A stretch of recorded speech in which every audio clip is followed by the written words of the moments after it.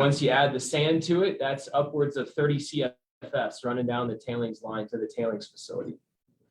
And what's the total number of gallons in the entire closed system? Can I use acre feet instead of gallons so I don't have Sure. to convert it in my head? Sure. Yeah, you know, it fluctuates because of right now it fluctuates as springtime because we have to take in all that spring moisture. You know, we fluctuate between about 3,000 acre feet and 6,000 acre feet, depending on the snowpack and the runoff. So we're roughly, we call it like 5,000 acre feet of stored water. And I think that equates to around 2 billion with the B gallons of water. Yeah. Nice.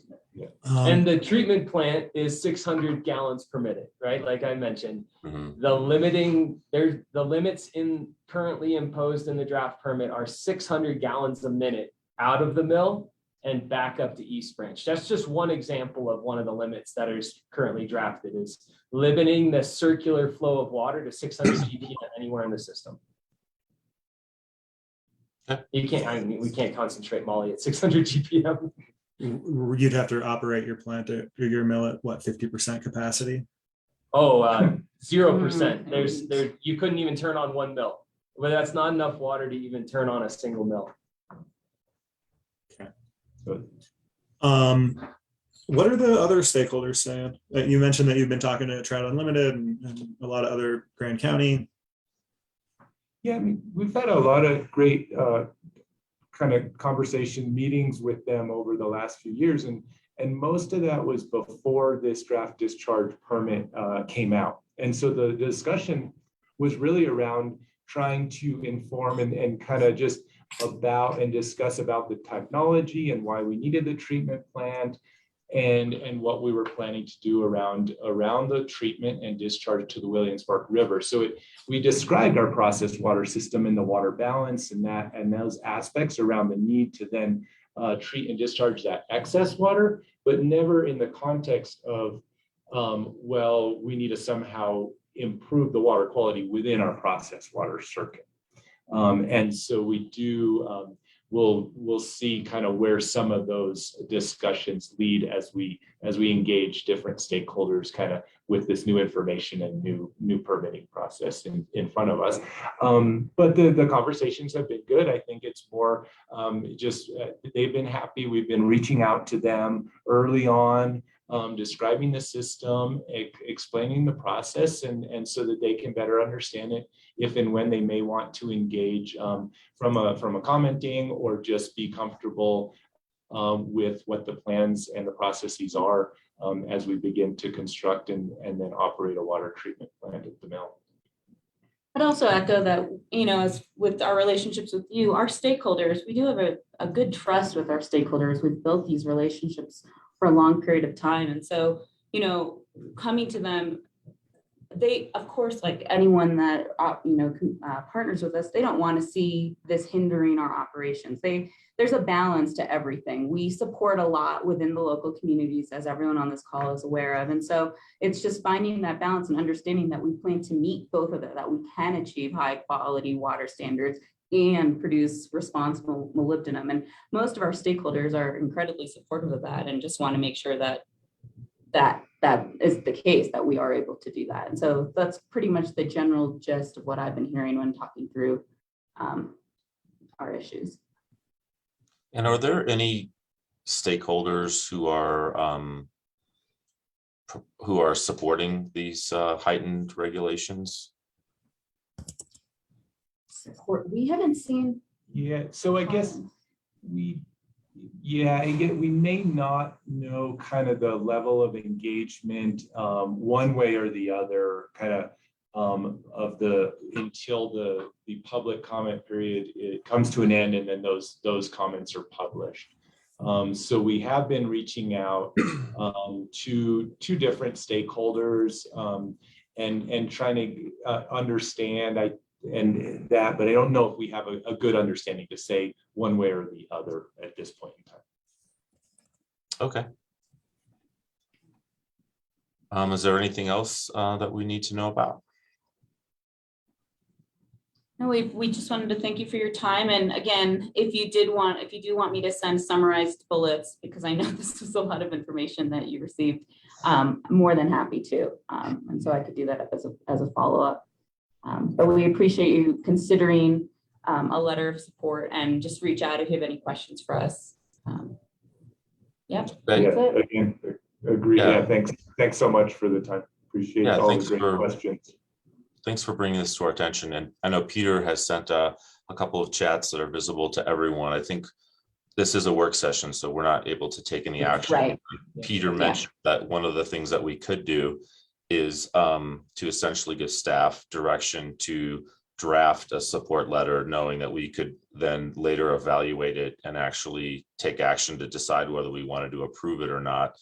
Is that fair to say, Peter? Is that what you were kind of headed toward? Yes, absolutely. I mean, we don't have to come back for a special meeting for it. If staff drafts it, we can send out drafts individually to the members for their comments. If there doesn't seem to be agreement on the draft, we can always bring it back. Okay, I mean, based on the gravity of this situation and the timelines, I would be in support of sending that direction to staff. I don't know how you feel, George and Randy. We definitely need to ask our staff to start to wrap their head around this. And 5 days is not a lot of time, especially when 2 of them are weekend days. I think any information you can send our way would be great. That I think saying we direct staff to issue a letter of support is sort of too imprecise. I don't know what we're supporting. I don't know, and I don't know that we want to, I don't know, I understand it well enough right now to say that we want the letter to say this or that. I could imagine it saying something like, please don't impose these restrictions on the levels in these bodies of water that they don't intend to discharge or something like that, right? But I would love to give, the environmental experts we have on our staff some time to wrap their heads around this too. I asked Tim Ryan to listen in. I know he's doing that. And I just want to give us a little bit of space to be thoughtful about this, of course, in the acknowledgement that we need the Henderson mine to continue to operate, that it's been operating as it's been operating without anybody raising a flag about environmental harm to date. And all of those other things. So I think that's kind of, I don't know, like I'll just stop talking and see how that lands on Sean and Randy and see if we can come up with the direction forward. Yeah, I think I kind of had the same, in as much as I don't know enough about this to tell staff how to do their job, and I'm not inclined to generally tell staff how to do their job anyway. I think if staff can discuss what was presented here today, along with any other materials that Freeport sends our way, that they should be in a position to come back to this board with a proposed letter. Is that fair to say, Brian and Peter? Yeah, I believe it is. Yes, I don't know that we necessarily need to weigh in right now on exactly what that might look like. And we would have every opportunity as individual commissioners to participate in that process, without violating the sunshine laws. Yeah, I think I'm pretty much, I fall right there. I think instructing staff to study the facts as closely as possible and write the letter that is in the best interest of Clear Creek County and the environment, that addresses the issue of creating too onerous a particular standard to a closed loop system that makes operation a complete impossibility, that may not be balanced against against a real environmental risk assessment would be good. We just need to know what that is. We need to have them. We don't know what the outcome of their review is going to be, having just seen this.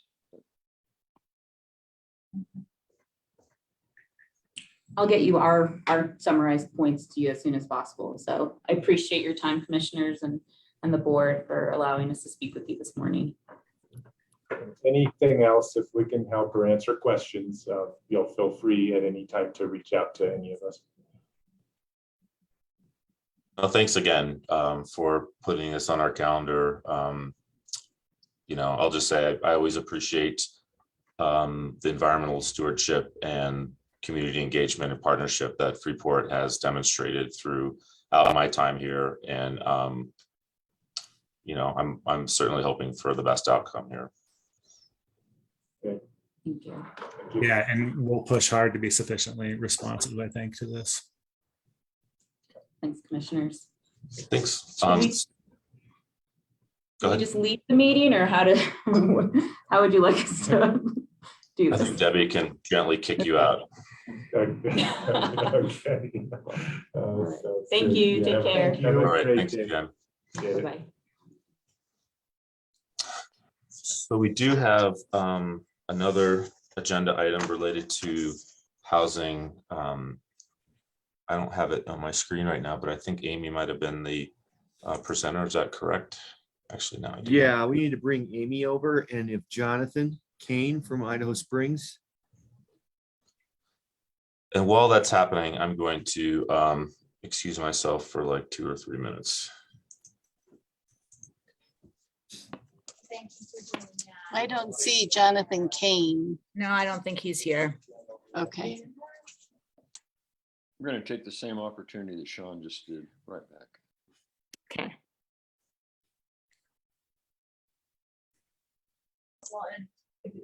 We now have it on the Clear Creek County website. The meeting is on the Clear Creek County Facebook page site. All right. Nevin came over and helped me Thank you, get that Diane. set up. Debbie, So, excuse me. Thank you, Debbie. uh-huh.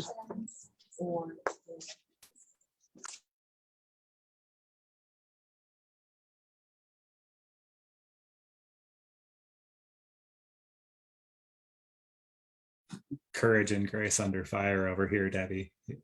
You're- It's a learning, that's what you take notes for. Next time.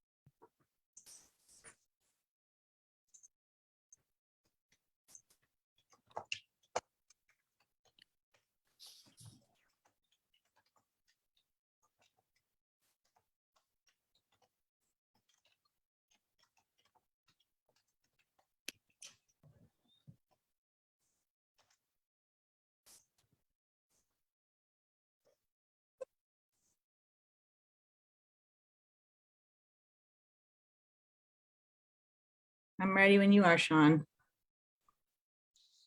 Oh, everyone's here. All right, take it away. Thank you.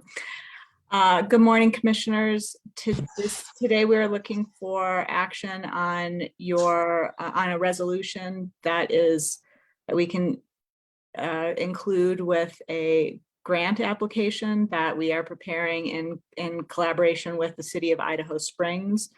This grant application we are applying to DOLA for a planning and capacity grant for a project to seek funding that was created through House Bill 1271. The project we are envisioning you have already approved of a match for up to match not to exceed $50,000 from ARPA funding. The project we are envisioning has three elements. It will include a project to review zoning codes across hopefully all 5 entities in the community. And that project will be to review that code so that the codes are coordinated and or aligned or integrated, that the codes are developer and affordable housing friendly. And so that's one project. A second project is to create community education messaging and strategies to build an aligned understanding of the benefits and myths around housing development and see what we can do to help people agree and understand upon the benefits of those types of projects, housing projects, growth projects. And third, funding to help us establish the multi-jurisdictional housing authority as identified in the housing strategy report that was adopted in early February. And I wanted to also touch on a key element of this planning and capacity grant program and the bill that funded the program are a group of qualifying strategies that, when adopted, make an entity eligible for future incentive funds for housing projects in the future. In the cover memo that accompanied this resolution, I included the list of 16 qualifying strategies. And we will be including in our application which qualifying strategies we're likely to adopt. Some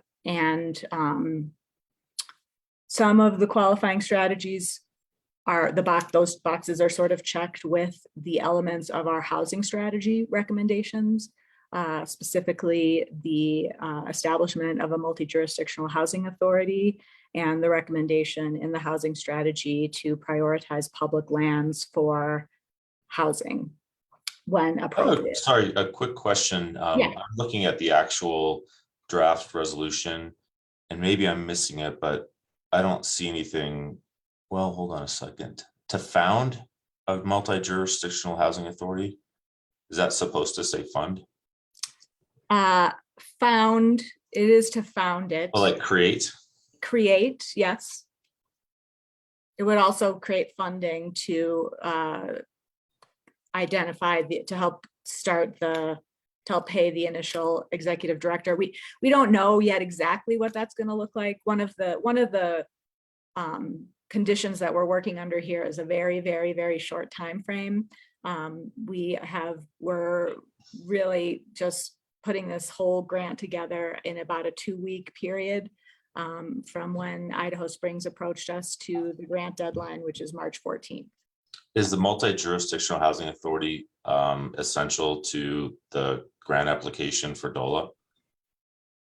Well, it would constitute one of the qualifying strategies, but I do think it is a key element to moving forward with a lot of what DOLA is intending with their vision for this bill overall. I was I think looking for more of a yes or a no. Yes, yes. The answer is yes, because I think what we heard from DOLA is that they were, I think they kind of like the fact that we're applying based on the fact that we're forming a multi-jurisdictional housing authority. Don't you think that's fair, Amy? I mean, I think that. Yeah, I think so. Yeah. So we're essentially being asked to approve something that involves funding that we haven't quantified. You've already approved funding. You already approved a match for the grant. What this is a resolution in support of our application for the grant. Right. So you've already. So let me finish my question. We talked about $50,000 as a not to exceed. Does that multi-jurisdictional housing authority startup costs, would that also fall under a total not to exceed of that 50,000, or are we talking about other funding sources too? Well, we have not yet put pen to paper to fully establish what the budget would be, but we would be working within the limits of the grant match that is already on paper. Yeah, I mean, I think the grant is going to provide money both for the review of the codes, the alignment of that, so if the question is this grant going to cover the cost of standing up the authority? I don't think we know that, but I would suggest that the answer is probably no. Not all of it. Yeah, I think it's partially. It would contribute to it. It may help. It may help us hire somebody to help design the format of the multi-jurisdictional housing authority.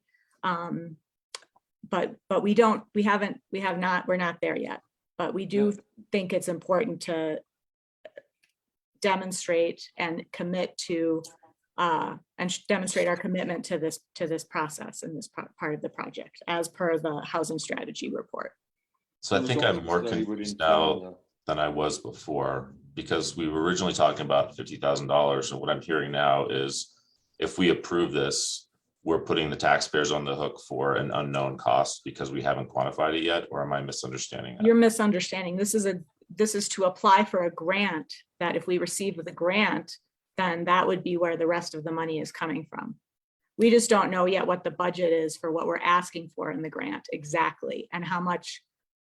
The grants are typically between $50,000 and $200,000. And so if we are asking for a $200,000 project, our portion of that would be $50,000 because. Okay. Yeah. And I'll say one last thing, and then I know George, you and Randy both look like you have something to say. We've had no robust public conversation about a multi-jurisdictional housing authority. It's been touched on a few times anecdotally. And what I don't want is to ratify an approach like that in a manner that is not comprehensive and robust. So if we're talking about putting that in there as a non-binding piece of language to indicate our interest in doing that, I have no issue with that. If we're essentially agreeing to standing up a multi-jurisdictional housing authority by executing this document, this is probably a question for Peter, then I think that requires more conversation. I'm interested in hearing the answer to Peter's question to the question to Peter. Would this be binding? So all that this resolution would be binding is that we would be now applying for the grant. If we choose not to accept grant funding because a certain match is required at a later date that the board doesn't wish to do, we do not have to accept the grant. It just allows us to apply for it at this point. We're not expending any money at this point, nothing that hasn't been appropriated or accounted for at this point. If we're awarded the grant, we will have to come back to the board for any type of action, whether it's to create a multi-jurisdictional housing authority, which agreed will require a much broader discussion, but also to do anything with this money. If this money, if the grant funding that we receive, just one moment, if the grant funding that we receive and we choose to accept requires the standing up of such an authority, et cetera, we will go through each point before we ever get there. So the answer is, all this does is say, you may apply for the grant, not you may accept it, you may do anything. Okay, thank you so much. That's what I was hoping to hear. I don't have any issue with it based on that clarification. And just one more thing. I don't think I included all three elements of the project There's a third element of the project that we're seeking funding for, and the third element is a community education and kind of public outreach process.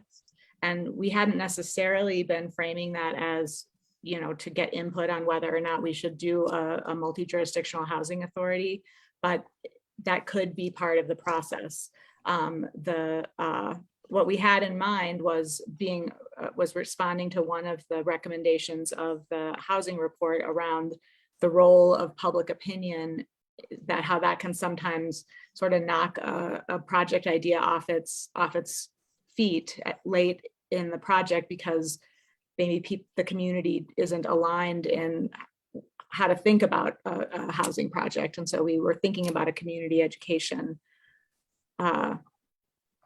process or project, but we could potentially expand or reframe or look at that as a time to get input on something like a multi-jurisdictional housing authority. And that could definitely be a part of this project as well.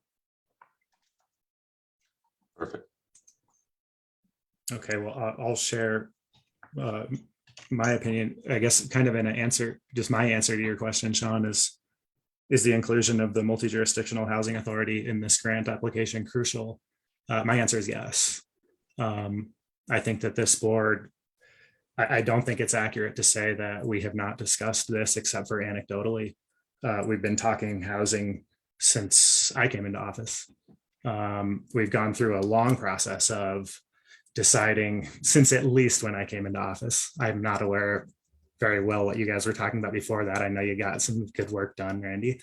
No, I don't think we did get good work done, nor have we gotten good work done since, but I think we're getting ready to, we're trying to. So well, we got Riverbend done. it's just, thanks for doing that. Yeah, well, that wasn't me. I wasn't on the board at that time. So I would just, I just want to just so that anybody in the public who hasn't been in all these meetings can hear the timeline. We've been talking about wanting to increase our investment in housing. In the 2020 budget cycle, we agreed that we wanted to fund a housing position, I think at an estimated dollar amount of around $80,000 a year. Staff responded to say, we're not sure that we're ready for that. We don't really have a plan. We don't really know how we would manage that position. We need to build internal expertise and a plan first. So we funded that. In the 2021 budget, sorry, that was in 2020 for the 2021 budget. In the 2022 budget, we actually put money to hire this position into the budget, as I recall. Am I correct? Two? No, we did not. We did not. Okay, that's a misunderstanding on my part. We put money into the budget. We used that money in 2021 to fund the Willow Plan with the clear, well, I'll say my intent, and I thought the intent of the rest of the board was to follow up on that plan. And that we have a clear plan that Willa's team helped us understand around forming a multi-jurisdictional housing authority. I support it. I view it as a cost savings approach to the county trying to take on housing all on its own. And so, yeah, I'm absolutely for including the multi-jurisdictional housing authority in this grant and working as hard as we can to get it done. The only thing I would add to that, I'm not against the multi-jurisdictional housing authority. I'm against moving into something without understanding what the long-term consequences of it are. I mean, we've recently had strategy meetings with our staff and learned that our transit system may cost us $500,000 a year. It's been historically funded by grants, and I'm hopeful that we'll continue to retain those grants. And I think there was something like $11 or $12 million worth of need that bubbled up through the different departments when we talked about the ARPA money. So when we're talking about standing something up, I have no issues with that. I think I look forward to that robust discussion, but I also look forward to a reasonable, meaningful partnership from the towns where the development is likely to actually take place. And, you know, we just had a conversation with our number one taxpayer about the possibility of them ceasing their operation. So I think we just need to be responsible stewards and fit this into the overall picture about what is financially sustainable for this county. Mhm. And, one thing, Sean, about this particular, we are applying for this grant in collaboration with Idaho Springs, and Idaho Springs will actually be the fiscal sponsor of this grant application.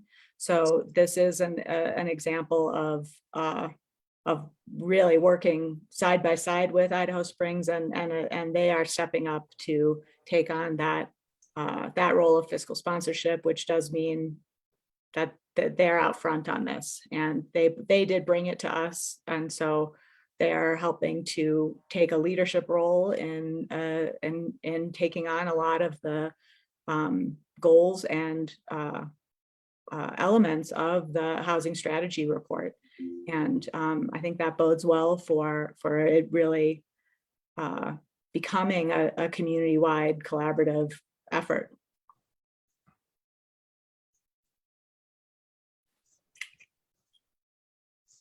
Randy, you have something to add?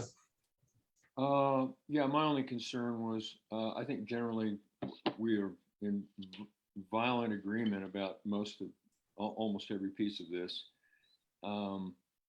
First of all, that a multi-jurisdictional housing authority, which was identified as our best avenue from the good work that was just done for us, is something that we've all embraced already, I think, as an idea. And my only concern technically was what Sean alluded to, which was, does this commit us to the creation of an authority which can cost us money, for which funds and a program have not been identified? And so I read through the first, and the only place that I thought about that, where it seemed to come into, that thought came into effect, was in that first paragraph, the very first whereas. And I've read it about 10 times, or about 50 times while we've been talking. And I note that I don't think that it does that. I don't think that it binds us to, now we took this money from you. If we don't get a multi-jurisdictional authority, we have to give the money back out of our pocket if we're unable to achieve it, or something like that. As I read through it over and over and over and over and over, I think all it shows is a commitment and an absolute intent to try to accomplish this, and that these funds will help us be able to do that. And multi-jurisdictional implies that it takes more than just Clear Creek County to be responsible for this money in the end in this effort. And that implies that it is not a foregone conclusion that a multi-jurisdictional authority will have been formed, and that we have a contractual agreement with DOLA to accomplish that, an obligation. Do you agree with that, Peter? That we do not have this does not set up any kind of contractual obligation for us to found and fund a housing authority by virtue of signing this resolution? No, that is correct. That's It the does way I not read it. create And that so I think obligation. having, but therefore multi-jurisdictional housing authority in there is extremely important, because that is actually the number one priority that was recommended to us, and the first step pretty much of the study that was just done. Right. Yeah. What would create the obligation would be choosing to accept the grant money if awarded that money.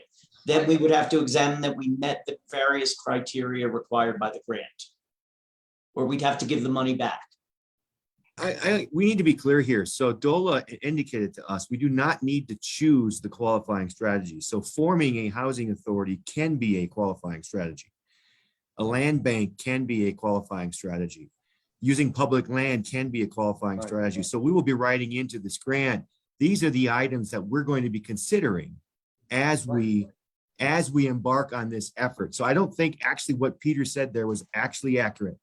Accepting the grant does not tie us into creating the housing authority. There will be later steps within the grant, within you working with a consultant, where we'll need to make a decision on whether or not we want to continue down that path. But just accepting the grant itself does not commit us to a multi-jurisdictional housing authority. So based on what I heard Peter say, what this resolution would commit us to is applying for the grant, and that's all. And so Correct. I don't think any of the three of us have any concerns about that. So I would propose maybe we postpone the rest of this robust conversation for another time when it's properly noticed, and perhaps entertain a motion and then we can move on to our executive session. Yeah, I would, That we accept resolution that we approve resolution R22-22 supporting the grant application for an HB 21-1271 DOLA Innovative Housing Strategies Planning Grant. And if you second it, George, we can have continued discussion after that. I saw you raise your hand. Yeah, the comment that I intend to make is I would be fine to have this grant say something, have language that Peter is comfortable with, that we could accept the grant and not be binding ourselves to form it. And that's not because we have an intention to not form it. It's because it might not work. And I think that makes a lot of sense. I want to thank Randy for kind of bringing some balance to the conversation. I'm sorry, were you not done, George? Or we never had a second, so we could go into discussion.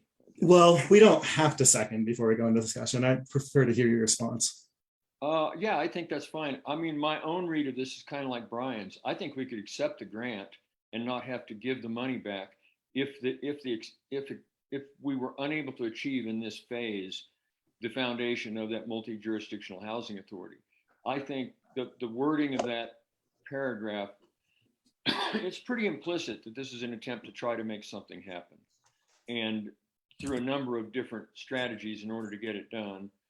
It does isolate after that last comma. It does isolate to found a multi-jurisdiction housing authority, but that's preceded by enough language that implies that we have to do study of zoning codes and all kinds of things in order to get to that point.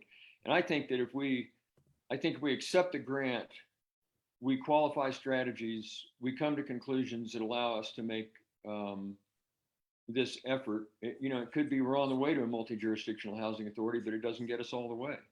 And I don't think that means you got to give the grant back to keep trying. It says to help fund. It doesn't say to fund and make happen. So I think we can turn this in. I think we can complete the grant application. I think we can accept the grant. We can take the money and we can work on this stuff without fear of having to give that money back if we haven't got that multi-jurisdictional housing authority formed within what period of time.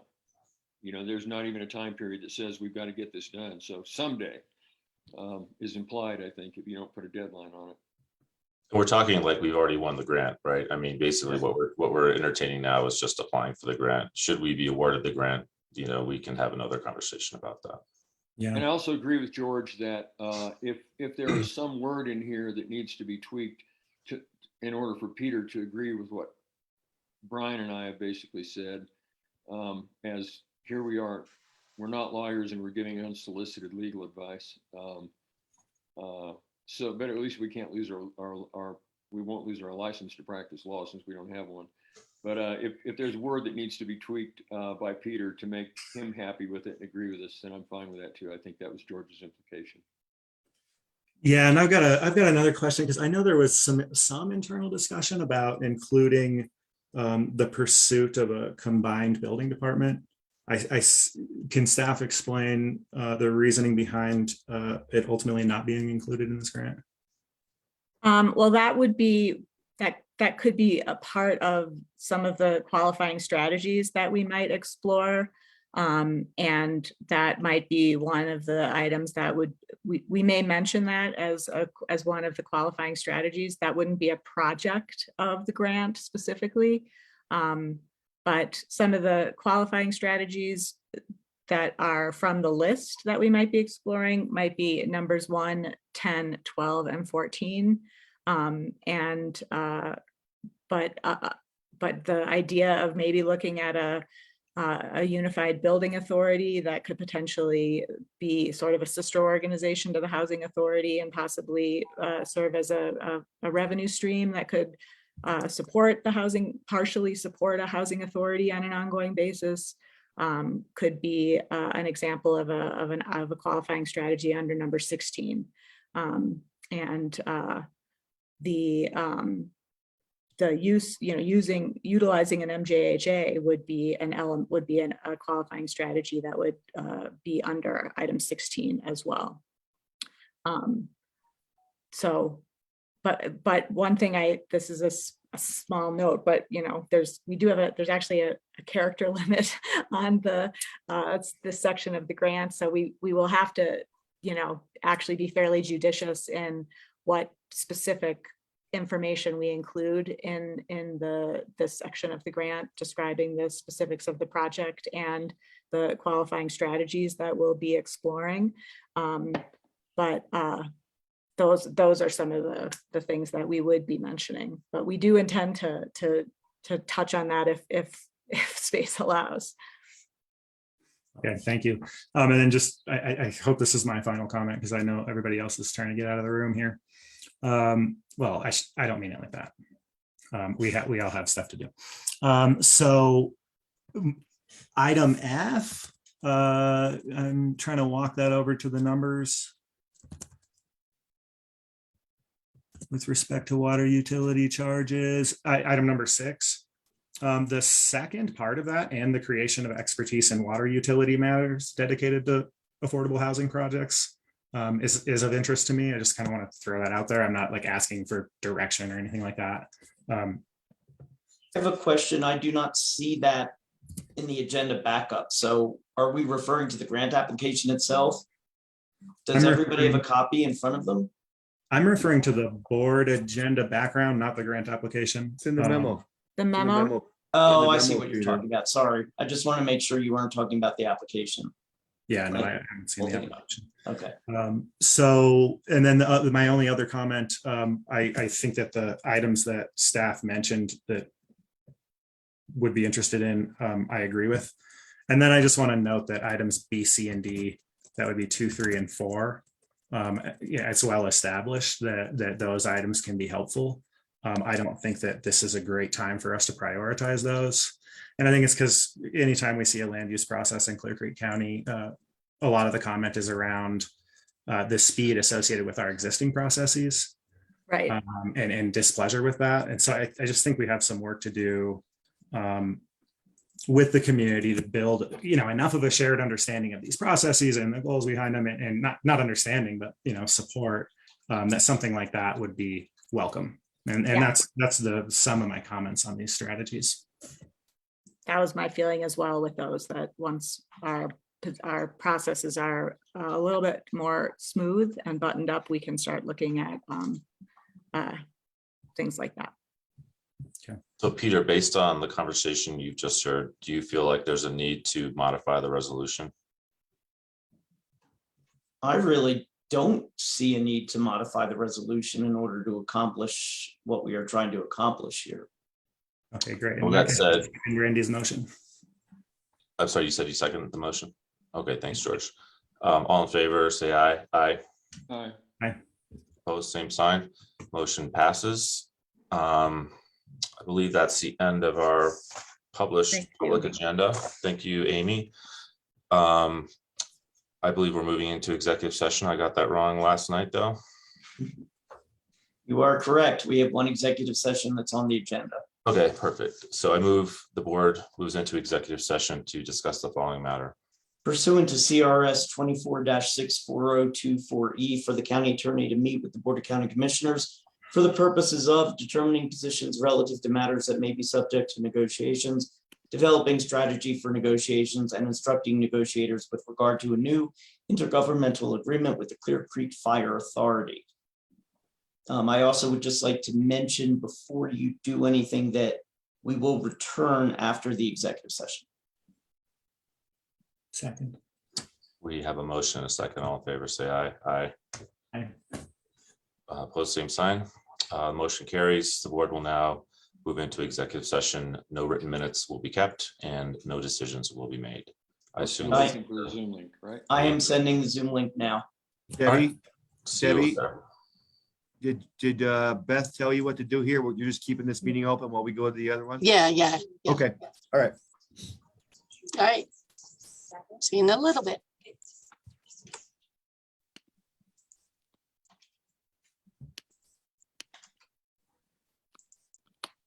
Randy, just while you're Randy and Peter, my email's a little slow, so I might be a little bit. Oh, never mind. Here we go. See you in a second. I don't see it. It there should it be is. coming through. You got it? There it is. Okay. See you over there.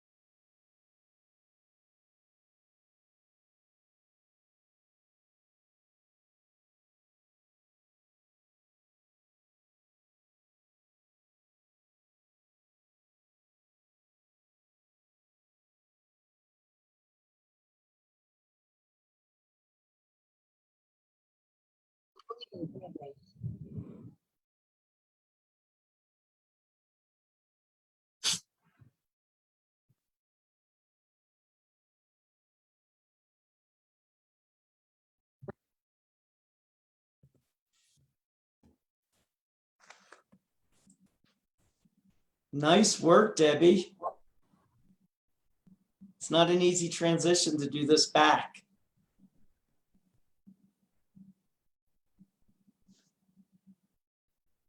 It's Hey, all Brian. All right, so we've returned from our executive session. No decisions were made, no written minutes were kept. We're back in regular session, and our last item is to Before you do that, see what Brian wants. I just want to say thank you to Debbie for her help with these Yeah. last two meetings. Yesterday was Debbie's birthday, so she was here last night doing that meeting as opposed to eating dinner with her husband. So thank you, Debbie, and happy birthday to you. Thanks. Could you, Thank you. Brian, Peter, would you mind hopping back on the Zoom link we were just on? I just had something I wanted to run by you right quick. Sure. Okay, thanks. All right, see you all whenever we see you. Bye. Thanks. Bye. So are we done? Are we done?